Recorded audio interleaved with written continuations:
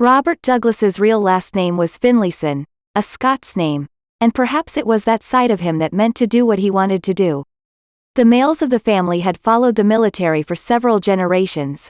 His father and grandfather were commanders of the West Sussex Regiment, but he decided on another road for his career. He was interested in acting and showed enough talent and potential to debut on stage at 16 and enter theatre training for 2 years at the Royal Academy of Dramatic Arts in London the next year. Using his given middle name as a professional surname, in 1930 he moved up to a feature role with an all-star cast in the London revival of A Bill of Divorcement. Other choice roles followed quickly: Kind Lady, with Sybil Thorndike, and The Last Enemy, with Laurence Olivier. Even then Douglas was destined for a transatlantic career. At the end of that same year of 1930 he came to Broadway to do the American version of Last Enemy, with Jessica Tandy. Still, he was back in London in 1931 to open yet another page in his acting career with the potential to be found in film work. With a rather rugged, squared-off good looks and purposeful acting voice, he found further work in the movies, comedies at first. But he had less than a dozen roles through 1939, for he was pursuing yet another interest, and that on the other side of the stage, with producing and directing plays in the West End beginning in 1932 at age 23. The few film roles nevertheless kept ramping up in significance. By 1937 his first lead dramatic role in Torpedoed, 1937, tapped him for a real adventure. Berg films, or mountain films, being a heroic if emotional epitomizing of Teutonic spirit against stark but beautiful nature, had been popular in Germany through the later silent era, largely through the significant talents of German geologist-turned-director Arnold Fanck. His influence on others included one of his leading men, a young Austrian World War I veteran officer of mountain troops named Louis Trenker. Trenker had already starred in 2 Fanck mountain films and was the first leading man, 1926, of the controversial Leni Riefenstahl, Fanck's muse, of sorts. Fanck did the screenplay of a dramatic interpretation of the 1865 race between England, Switzerland, and Italy to first climb the Matterhorn in Switzerland for a 1928 film directed by Italian actor-director Mario Bonnard, with Trenker as the historical Italian competitor, Jean-Antoine Carl. Trenker, a gifted sort of Renaissance man of many talents, turned to being director, writer, and producer as well in 1930. After several of his own Berg films and other efforts, he decided to once again visit the Matterhorn subject in concert with British also actor-turned-director Milton Rosemer and then expatriate Hungarian writer Emmerich Pressburger to do a British version of his German rendition of the drama, which he called The Mountain Calls, 1938. Trenker directed and co-starred as Karl once again in his version, while he co-directed as Alpine Action Supervisor and again played Karl in the British version The Challenge, 1938.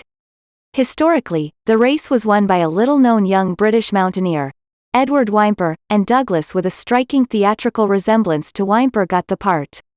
Due to Trenker's expertise as a mountaineer, the climbing sequences are very realistic and even the somewhat over-dramatic dialogue is stirring.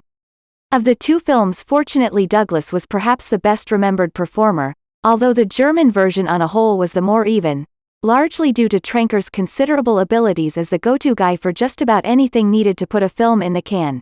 For Douglas it was a busy 1939, with film work capped by his being one of the first British actors to enlist as World War II loomed.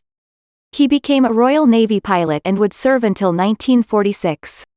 He did one more British film and also produced, directed, and starred in Lighten Our Darkness on stage in London before heading over the Atlantic for good in 1947.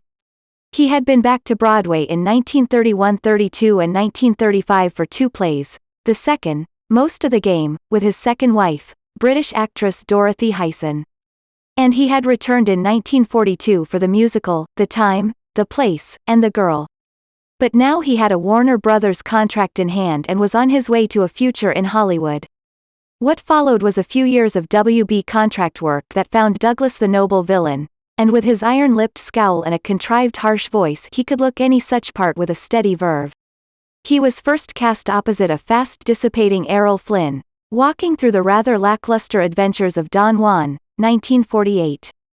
But he and Flynn got along fine and became friends and teamed again for Kim, 1950, a much better film.